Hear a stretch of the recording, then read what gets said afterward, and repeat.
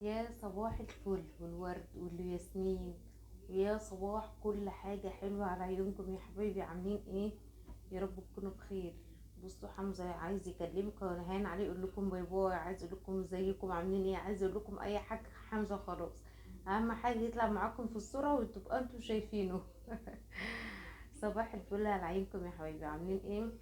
يا رب تكونوا بخير. عايزة لايك حلو بقى كده منكم وكومنت جميل، ويا رب اللي مش مشترك معنا في القناة يشترك ويدوس على الإشعار على كلمة الكل علشان يوصلكم كل فيديو جديد بإذن الله. يعني الأستاذ حمزة كان مشغل لنا قناة والناسة، فكانت اضطريت ان انا اكتم الصوت عشان خاطر خاطر الاغاني وكده. الفيديو بقى بتاعنا النهارده عبارة عن ايه؟ انا مش هعمل حاجة، دوب حبة الغسيل اللي انا لميتهم، ملايات بتاع اوضه الاطفال اللي انا لميتها، وشوية كام فلنات كده بتوع محمود بقى ابيض، قلت اخدهم كده كلهم مع بعض واحطهم في الغسالة مرة واحدة. خليني اغسل واخلص الغسيل اللي ورايا عشان مركنش عندي غسيل. فقلت كده ايه، اتسلى معاكم وننشرهم مع بعض. وكمان عايزة احكي لكم على حاجة، زي ما انا ما كنت قايله لكم قبل كده، ان اللي عنده اي مشكلة، عنده اي حاجة وعايز يبعتها لي انا اقولها لكم واقولها يعني هنا على القناة، يبعت لي. طبعا كم حاجات كتير، لقيت مشاكل كتير، واللي بعتلي بتقول لي انا عايزه راي الناس، واللي عايزه رايك يا سولي، واللي مش عارف ايه.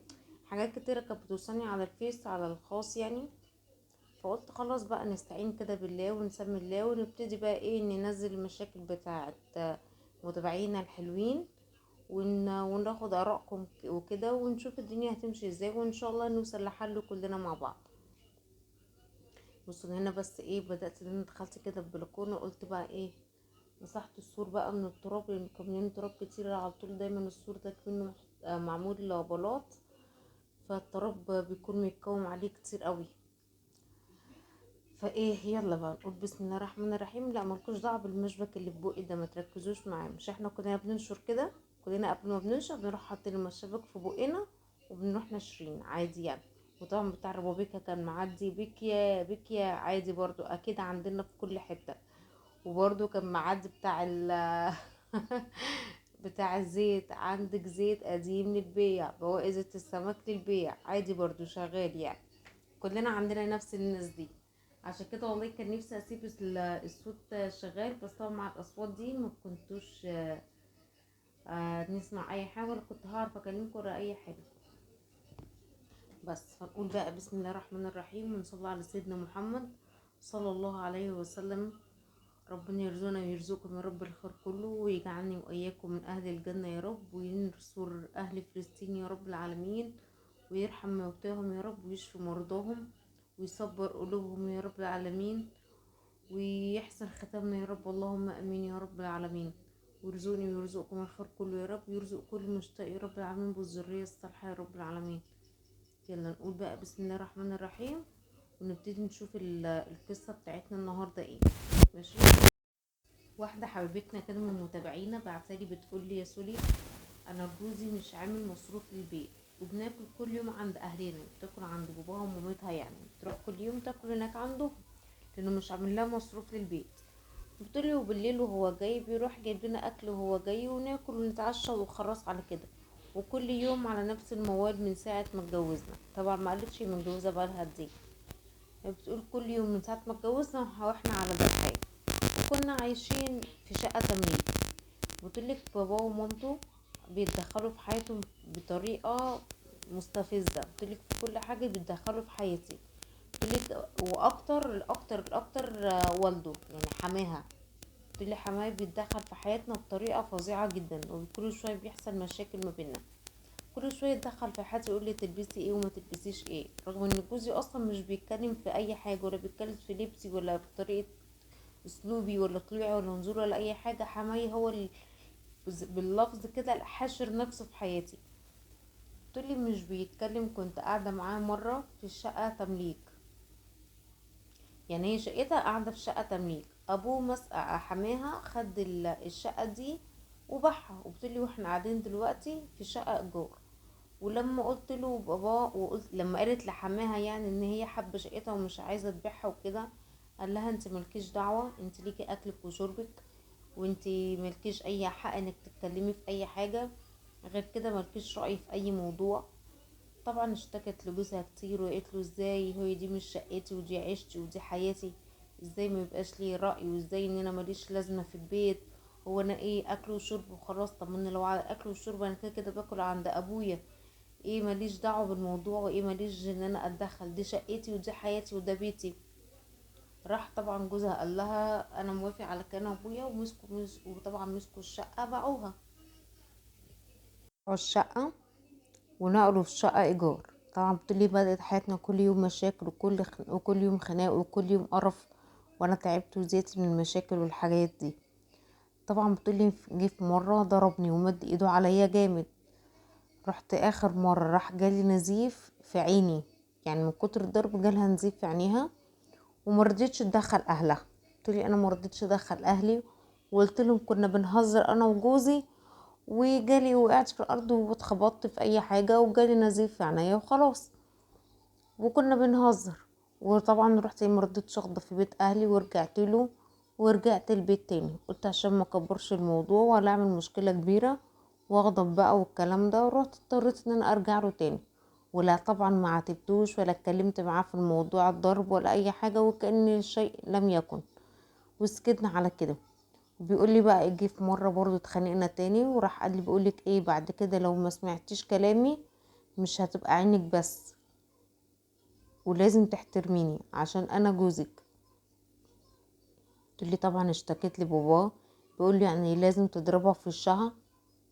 انا قلت خلاص حماية اخيرا بقى بيدافع عني وهيجيب لي حقي. بصيت لقيته، اتفاجئت من ردة فعله، لقيته بيقول له عايز تضربها اضربها في اي حتة تانية الا وشها. انا بصيت وتنحت، بقيت مش عارفة ارد عليه اقول له ايه، يعني ايه عايز تضربها اضربها في حتة تانية بلاش وشها؟ ايه انتوا جايبيني منين؟ هو انتوا اشتريتوني؟ ده انا لو خدامة عندكم مش هتعاملوني بالطريقة دي.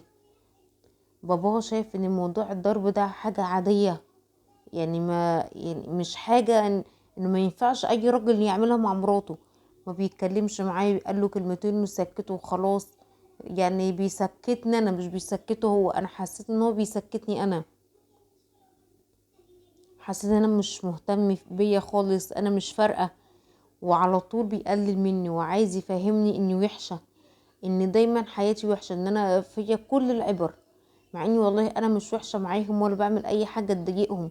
معرفش ليه بيتعاملوا معايا بالطريقة دي. ده غير كمان ان كل الفلوس اللي جوزي بتبقى مع جوزي ابوه بياخدها، قبضه بياخدها، جمعية بياخدها، اي فلوس جايلنا من بره بياخدها، كل حاجة ابوه بياخدها. طب انا فين؟ انا ماليش فلوس امسكها في ايدي، انا مفيش فلوس في البيت، مفيش اي حاجة، اي حاجة ليا مفيش. كل حاجة لابوه ابوه ابوه. انا تعبت وزهقت وقرفت. ده كلامها طبعا بالنص. جمعية مرة عملنا جمعية وقبضناها، ابوه اللي خد فلوسها. انا ما بطلبش منه اي حاجة غير مصاريف البيت، حتى مصاريف البيت ما باخدهاش. ومش عارفة اتخذ اي موقف ومش عارفة اعمل ايه.